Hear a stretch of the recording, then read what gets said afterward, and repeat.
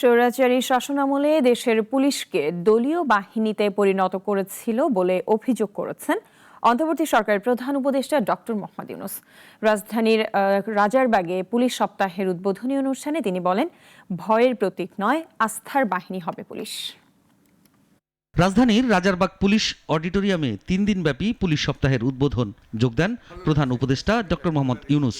যে কঠিন অবস্থায় বক্তব্যের শুরুতে ডক্টর ইউনূস বলেন, ১৫ বছরে পুলিশকে দলীয় বাহিনীতে রূপান্তর করা হয়েছিল। অবৈধ ও অন্যায় আদেশ পালন করতে গিয়ে পুলিশ বারবার জনরোষের মুখোমুখি হয়েছে এবং অনেক সৎ সদস্যকে এর মূল্য দিতে হয়েছে।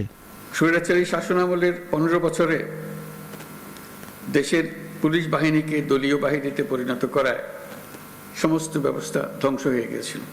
স্বৈরাচারের অবৈধ অন্যায় আদেশ পালন করতে গিয়ে পুলিশ বাহিনী ব্যাপকভাবে জনরোষের মুখে পড়ে। অনেক সৎ পুলিশ সদস্যদেরও এই জন্য মাশুল দিতে হয়েছে।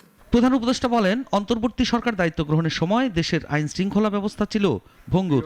জনগণের সঙ্গে পুলিশের দূরত্ব ছিল ব্যাপক। সরকারের জরুরি হস্তক্ষেপ ও সংস্কারমূলক পদক্ষেপের ফলে এখন আইন শৃঙ্খলা পরিস্থিতি অনেকটাই নিয়ন্ত্রণে এসেছে। দেশে যতগুলো অপরাধ হচ্ছে সবগুলো ঘটনায় তাৎক্ষণিক ব্যবস্থা নিতে আপনারা সর্বোচ্চ চেষ্টা করে যাচ্ছেন। পুলিশ ও অন্যান্য বাহিনীর সম্মিলিত প্রচেষ্টায় দেশের আইন শৃঙ্খলা পরিস্থিতি এখন অনেকটা নিয়ন্ত্রণে আনা সম্ভব হয়েছে।